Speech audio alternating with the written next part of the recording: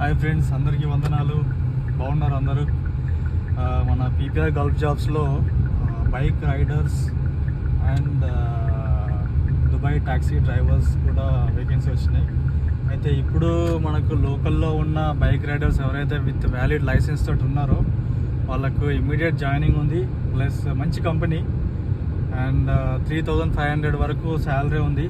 Okay, fixed salary and visa will be అంటే కంపెనీయే provide చేస్తుంది వీసా.